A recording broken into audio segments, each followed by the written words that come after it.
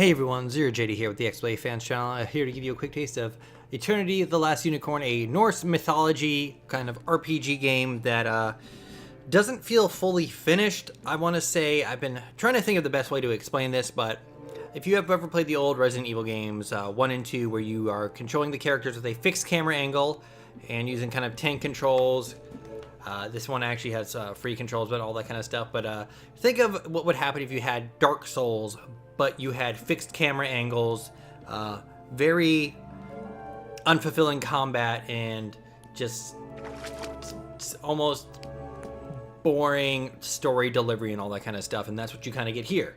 I have actually been playing as this character. I switched to a guy when she got trapped, and then I've recently rescued her. I picked this moment because I'm actually about to fight a boss, and I wanted to show the boss fight because it pretty much encapsulates the entirety of the gameplay that I've played so far. The extreme, just kind of trudging slowly while essentially doing a battle of attrition just to get to the next area or the next bonfire, which is the save points. They don't recover your health though. As you can see on the screen here at the top left, I actually have that green bar that is actually my health.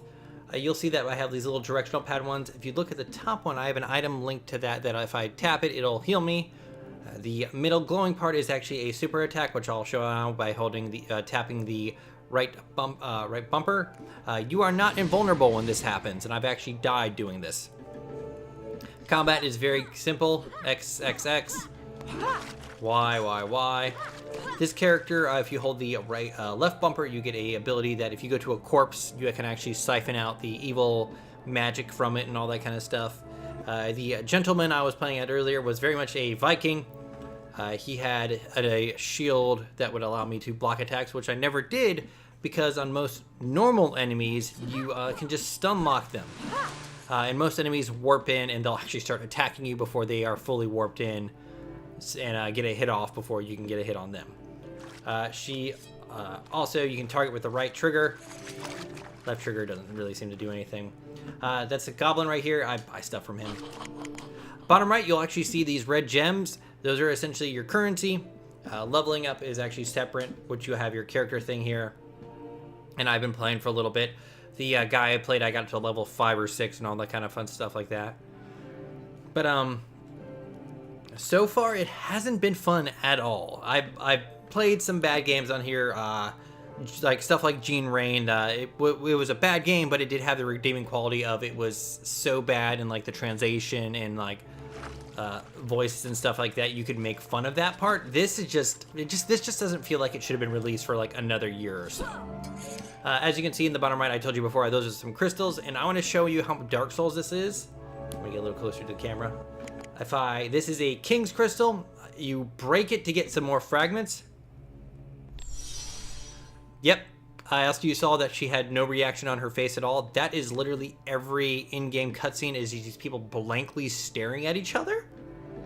And of course, I have all my other goodies here. There is crafting, but it's essentially get 20 of these, or 3 of these to make reusable, disposable items and all that kind of stuff like that.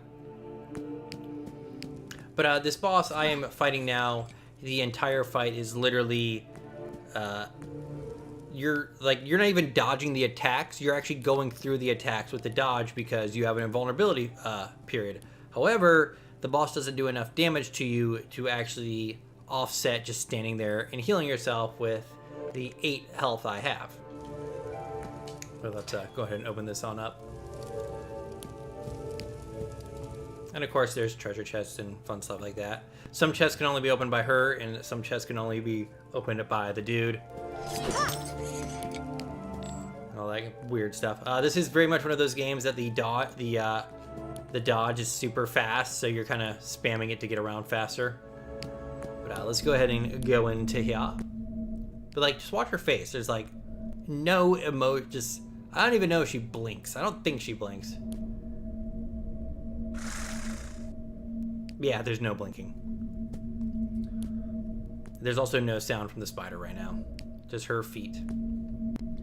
But this boss fight will very much just sum up the entire encapsulation of my experience with this game. Is just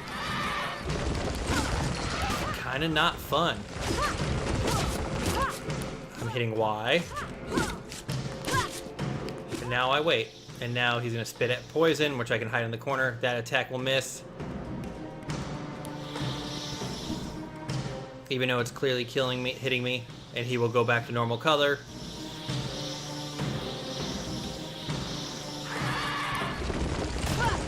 And then I'll just do that.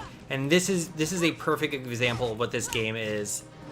Either avoiding and running away from fights, or just continually just, like I said before,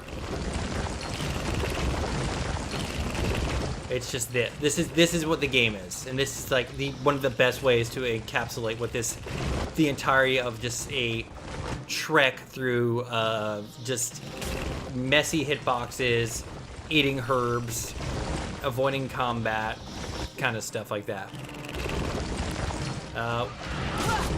One of the smaller large enemies I fought had a attack where he would actually just jump into the air. I beat the boss, by the way. And where he would jump into the air, slam his hands down, and knock you down. But him jumping into the air, slamming his hands down, and knocking you down would have absolutely no. Also, like I said before, super Dark Souls-like.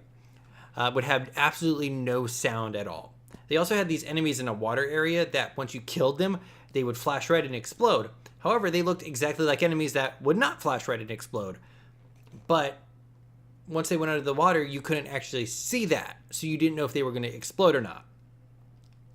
But yeah, that's very much what this game has been. A lesson in essentially pushing forward continually through poor combat, these terribly locked camera angles, these weird, awkward cutscenes. The story is essentially, like, I'm guessing, like, just fight off the darkness and, like, save the last unicorn kind of stuff. And then you just kind of go to the next area and make these awkward sounds that sounds like you're snapping you're popping your ankles continually. Oh, now that I've said it out loud, I can't unhear it. There's also been a decent amount of backtracking. And the guy who should appear here is I don't know why they don't. Oh, there they are. Like I said before, see, since I got the first hit on this guy. Oh, see, he's gonna flash. There we go.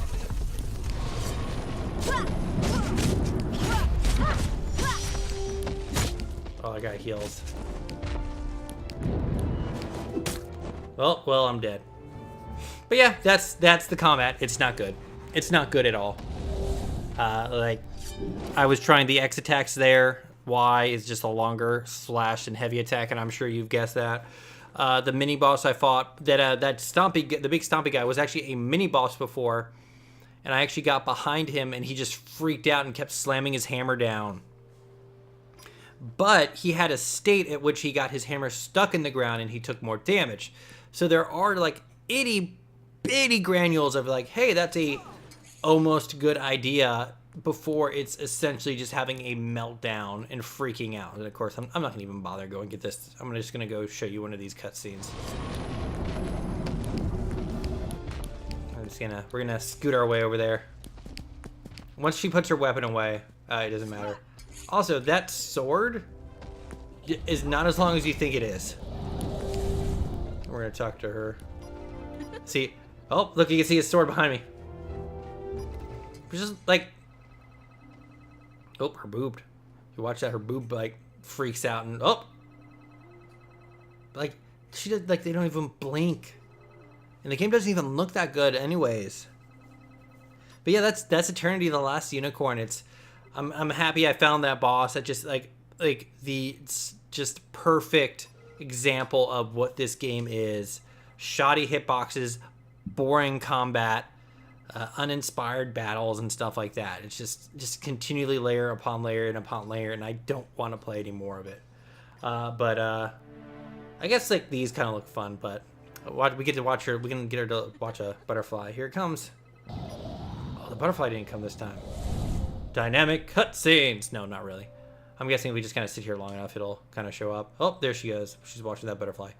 Anyways, I am ZeroJD. This is the XBLA Fans channel. I guess that kind of shows that they don't actually have specific things for like cutscenes. It's just like whatever one animation they have. But anyways, I am Zero JD. This is the XBLA Fans channel.